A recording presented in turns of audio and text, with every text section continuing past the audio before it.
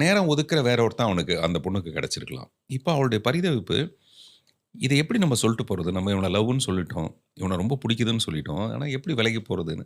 அது எனக்கு தெரியும்போது, நானே அதுக்கு வழி விட்டு, சந்தோஷமா தாயே நீ போயிட்டு வா. எப்படி அது மனசு வருது உங்களுக்கு? அதாங்க காதல். அதுதான் நீங்க சொர்ணமுகி பார்த்திருக்கீங்களா? இல்லையே! பார்த்ததில்ல. பார்த்ததில்ல. பார்த்ததில்ல. பார்த்ததில்ல. சொர்ணமுகியோட காதல் வந்து அதான் முதல் தடவையா நான் வந்து அது மாரி ஒரு விஷயத்த பண்ணேன். ஏன்னா இது என்னுடைய பேசிக் ஐடியா. தேவயானியும் நானும் லவ் பண்ணியிருப்போம். கிராமத்தில லவ் பண்ணியிருப்போம். தேவயானிக்காக நான் ஒரு மர்டர் பண்ணிட்டு ஜெயிலுக்கு போயிருப்பேன். ஆனா அது தேவயானிக்கு தெரியாது. நான் எங்கேயோ அவங்க ஒரு தேவதாசி குடும்பம் அவங்க.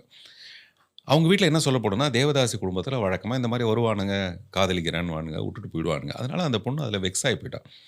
பிரகாஷ் ராஜ்ன்னு ஒருத்தன 3 வருஷம் கழிச்சு அவ லவ் பண்ண ஆரம்பிக்கிறா. மனசு சும்மாவே இருக்காது. ஒரு 3 வருஷம் கழிச்சு எல்லாத்தையும் சமாளிச்சுக்கும். உன்ட்ட அவன அந்த ஆள் வந்தோனே அவர்கிட்ட ஒரு புதுசா லவ் மொளைக்குது. அத அவ அக்செப்ட் பண்ணிக்கிறதுக்கு ரொம்ப லேட் ஆகுது.